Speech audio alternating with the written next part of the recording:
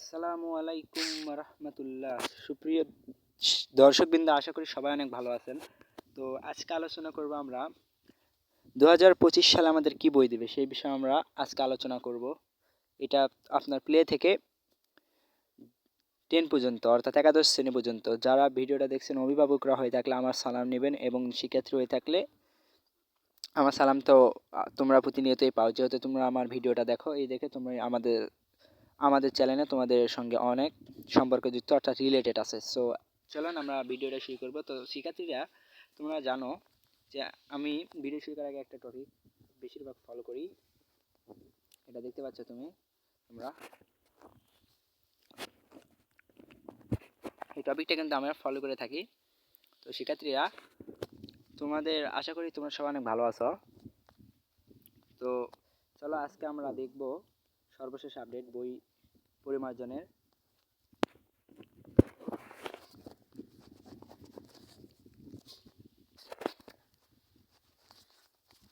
তো চলো, তো এখানে দেখো কি বলেছে সর্বশেষ আপডেট। আজকে এটা পাবলিশ করা হয়েছে, নতুন পুরনো কালিপুরামে আগামী শিক্ষাবর্ষের বই। এখানে দেখো সর্বশেষ আপডেটটা তোমাদের এখানে আমি জাস্ট তুলে ধরবো এখন। তো সর্বশেষ আপডেটটা, পাঠ্য বইয়ের সঠিক ইতিহাস থাকবে, বিদ্যমান বই থেকে বিতর্কিত ইস্যু বাদ পরিমার্জন চলতি মাসের শেষে হবে, শীঘ্রই শুরু হবে টেন্ডার, জানুয়ারিতে বই দেওয়ার প্রত্যয় এনসিটিভির। এটা কিন্তু MH রনি, দেখো আজকে এটা কিন্তু পাবলিশ করে দিয়েছে 12টার সময়। সো দেখতে পাচ্ছ জাতীয় শিক্ষাক্রম পাঠ্যপুস্তক বোর্ড বাংলাদেশ। সো সর্বশেষ আপডেটটা দেখো এখানে এখন আমি তোমাদের সামনে তুলে ধরবো। আগামী বছর প্রাথমিক ও মাধ্যমিকে শিক্ষার্থীরা নতুন পুরনো বই প্রণীত নতুন পাঠ্য বই পাবে।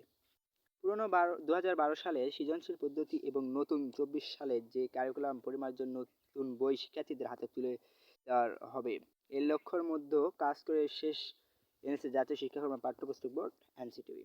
এনসিটিভি দায়িত্বশীল কর্মকর্তারা জানিয়েছেন, অন্তর্বর্তীকালীন সরকার নির্দেশনা অনুযায়ী পাঠ্য বই পরিমার্জনের কাজ করছে এনসিটিভি।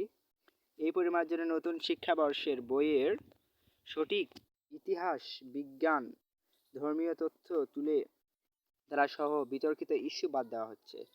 অর্থাৎ আমাদের যে ধর্মীয় যেরকম বিজ্ঞান, যেটা ধর্মীয়, ওইগুলো এখানে বলছে তোমাদের ধর্মীয় শিক্ষা। তো শিক্ষার্থীরা দেখতে পাচ্ছ। তো চলো আমরা আবার যাই। তো এখানে দিয়ে দিছে আরো কি দেখো।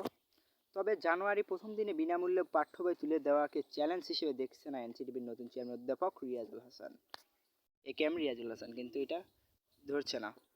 তো শিক্ষার্থীরা তোমরা দেখতে পাচ্ছ, জাস্ট ওয়েট অ্যান্ড ওয়াচ। একটু আমার একটু এটা ঘুরে গেল, সো কোনো সমস্যা নাই। তো দেখতে পাচ্ছ শিক্ষার্থীরা, এটা কিন্তু রিয়াজুল জানিয়ে দিয়েছে। এখানে তিনি আমাদের সময় বলেন, কোভিড-19 মহামারীর সময় 2 মাস পাঠ্য বই ছাপানো শেষ, জানুয়ারি প্রথম ক্লাসে শিক্ষার্থীদের মধ্যে বিতরণ করা হয়েছিল। এবার আগামীতে 3 মাসের মধ্যে ছাপানো কাজ শেষ করে বলে তিনি আশাবাদী দিয়েছেন। চলতি মাসের মধ্যে সব শ্রেণীর প্রয়োজনীয় বইসমূহের পরিমার্জন শেষ হবে জানিয়েছেন তিনি। শীঘ্রই টেন্ডার প্রক্রিয়া হবে এনসিটিভি। টেন্ডার থেকে ছাপানো কার্যাদেশ পর্যন্ত যে সময় এর মধ্যে পরিমার্জন কাজ চলতে থাকবে। আওয়ামী লীগ সরকার প্রাথমিক ও মাধ্যমিক শিক্ষার প্রক্রিয়া খোলন দেখো এখানে কি লিখছে, খোলন চলে বদলে দিয়ে গত বছর নতুন শিক্ষাক্রম বাস্তবায়ন শুরু করেছিল। আসলে এটা একটা কি ছিল ভাই, একটা বই দিছিল, এটা একটা বই নাকি? তো ওয়ানের বইও পড়তে ভালো লাগে এর থেকে।